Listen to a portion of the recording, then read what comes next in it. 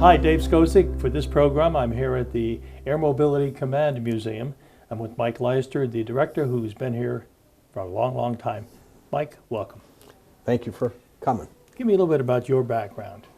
I came to Dover Air Force Base in 1973 as an enlisted active duty guy.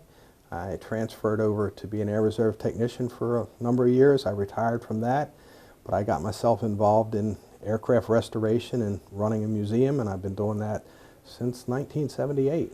I know you're a fixture here even more so than I think the aircraft, and certainly anybody who's come through here probably has caught a glimpse of you. I know you go around a lot of places looking for support, and speaking of that, how is this facility supported?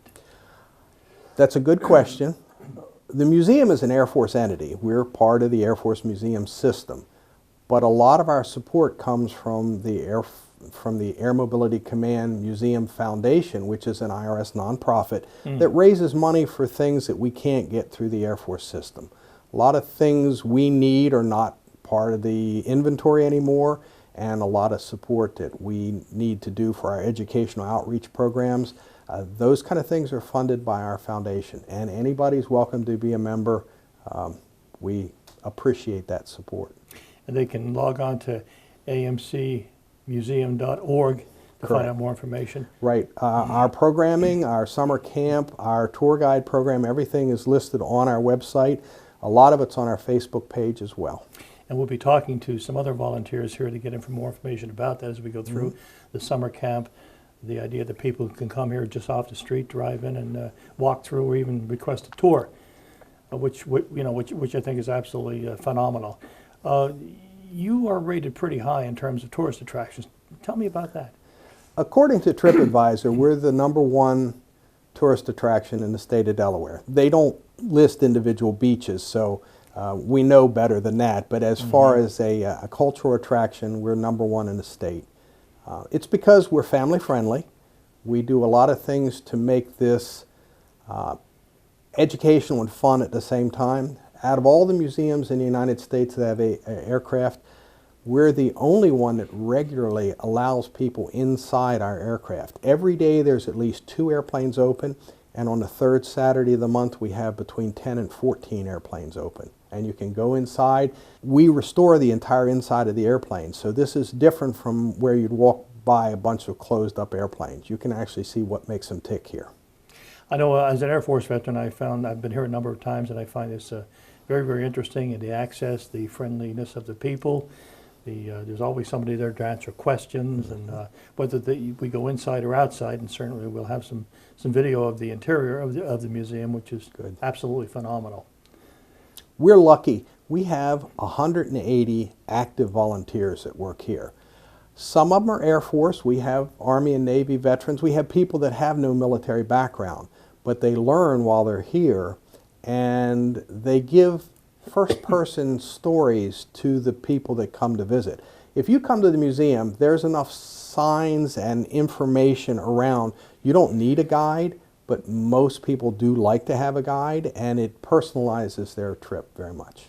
And I know we'll be talking to one of your guides. He's talking about teaching, who was a teacher, Tricia Upchurch. We're looking forward to talking to her. Also, you've got a great shop there where people can pick up souvenirs and get refreshments and such. We have a focused inventory. It has to do with aircraft, but our inventory, some of it's educational, some of it's just fun. But one thing our foundation does is they keep things affordable. They don't try to wring the last penny out of people. So when we get school tours through here, there's always something that the kids might like that they can afford. I find that very, very nice that you're free of charge, that it is an educational, not only for children, but for adults as well, because you've got your pre-World War II aircraft inside. One thing that we find interesting, we learn things from our visitors as well as the other way around. Now, we have to check to confirm things that people tell us, because sometimes memory 50 years old, and I can tell that from experience, isn't exactly correct, but it's amazing the number of times people have taught us something about the aircraft or the equipment we have here that we didn't know, and then once we know it, we can go look up documentation to say, oh yeah, that's actually what happened. So That happens several times a year. It's fun. I think it's really nice being up here in the old cab of the old air traffic control tower here, where you can really get a view of the aircraft that are on display. This is one of the only places in the country where you can actually go up into what is a real air traffic control tower. And we've got the volume turned off now for the interview, but normally you can listen to the airplanes take off and land and the traffic that's flying over Dover Air Force Base. It's a really cool experience. Well, you're certainly a tremendous resource here in the First State, and as you said, you're a #1 tourist attraction. I didn't know that. I'm not surprised. In fact, today there were probably a couple of hundred school kids walking around Yes. downstairs, mixed with Yes. the people who drop by. I like that you're also open 6 days a week. The only day you're closed is Monday, correct? We're closed to the public Monday, but we have our own crews in here working on Monday on things that we need to do when there's not a lot of people in the way, that you can move things around and tear things apart and put them back together. So we're here 7 days a week, but Monday is the only day that we're closed to the public. Monday, Christmas, New Year's, and Thanksgiving. So there's no excuse. You need to come out and visit.